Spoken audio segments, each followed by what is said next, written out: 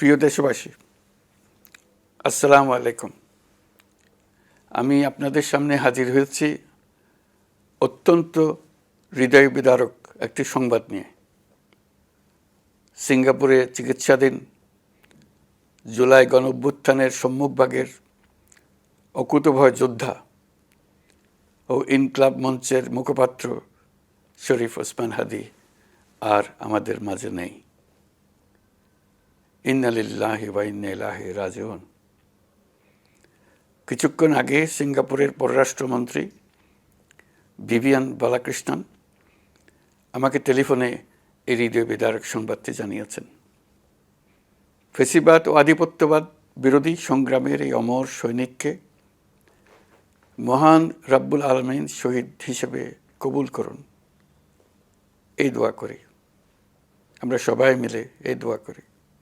শরীফ ওসমান হাদীর এই অকাল মৃত্যুতে আমি গভীর শোক ও দুঃখ প্রকাশ করছি।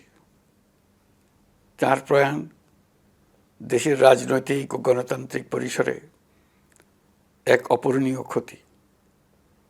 আমি তার রুহের মাগফিরাত কামনা করছি এবং শোক সন্তপ্ত স্ত্রী, পরিবারের সদস্যবৃন্দ, স্বজন ও সহকর্মীদের প্রতি গভীর সমবেদনা জানাচ্ছি।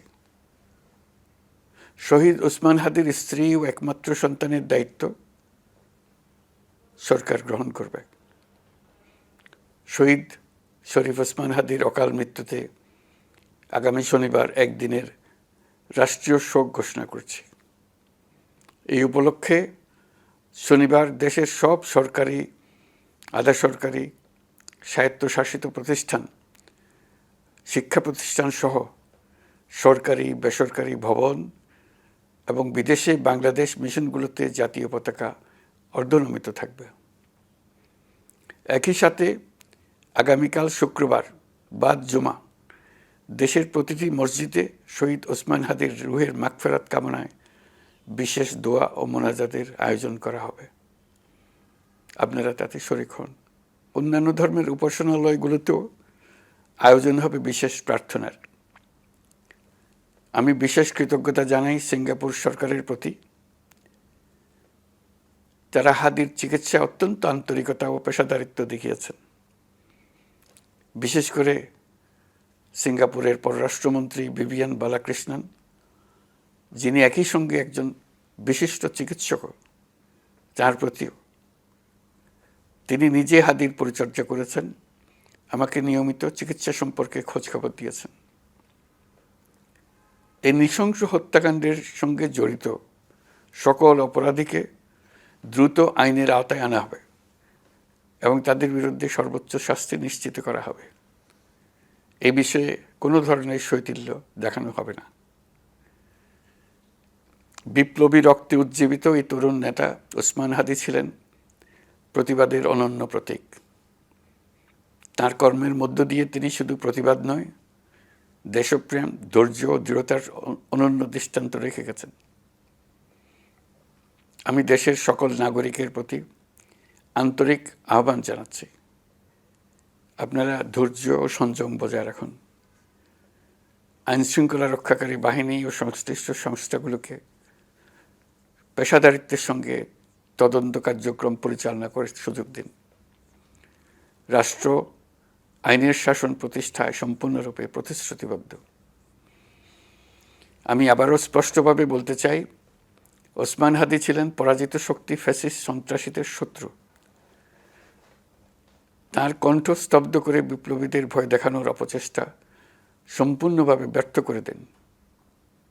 ভয়, সন্ত্রাস কিংবা রক্তপাতের মাধ্যমে এদেশের গণতান্ত্রিক অগ্রযাত্রা কেউ থামাতে পারবে না। আমরা এখন গণতান্ত্রিক উত্তরণের চূড়ান্ত পর্যায়ে উপনীত হয়েছি। শহীদ হাদী ছিলেন এই প্রক্রিয়ার অবিচ্ছেদ্য অংশ।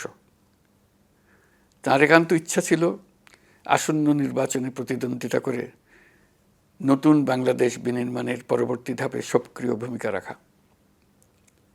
অত্যন্ত দুঃখের বিষয়, তার এই মহতী ইচ্ছা অপূর্ণ রয়ে গেল। তার স্বপ্ন বাস্তবায়নের দায় আজ সমগ্র জাতির কাঁধে ন্যস্ত। আগামী দিনগুলোতে আমাদের সবাইকে ধৈর্য, সংযম, সাহস ও দূরদর্শিতার সঙ্গে এগিয়ে যেতে হবে, যাতে নির্বাচন ও গণতন্ত্রের শত্রু ফ্যাসিস্ট সন্ত্রাসী অপশক্তিকে চূড়ান্তভাবে পরাজিত করা যায়। এই শোকের মুহূর্তে আসুন আমরা শহীদ শরীফ ওসমান হাদির আদর্শ ও ত্যাগকে শক্তিতে পরিণত করি, ধৈর্য ধারণ করি, অপপ্রচার ও গুজবে কান না দিই এবং যে কোনো হঠকারী সিদ্ধান্ত থেকে বিরত থাকি। যারা দেশকে অস্থিতিশীল করতে চান তাদের ফাঁদে পা না দিয়ে আসুন আমরা সবাই ঐক্যবদ্ধভাবে গণতন্ত্র, ন্যায় বিচার ও গণমানুষের অধিকার প্রতিষ্ঠার পথে অবিচল পদক্ষেপে এগিয়ে যাই। এটাই হবে শহীদ হাদির প্রতি আমাদের প্রকৃত শ্রদ্ধা। আল্লাহ হাফেজ।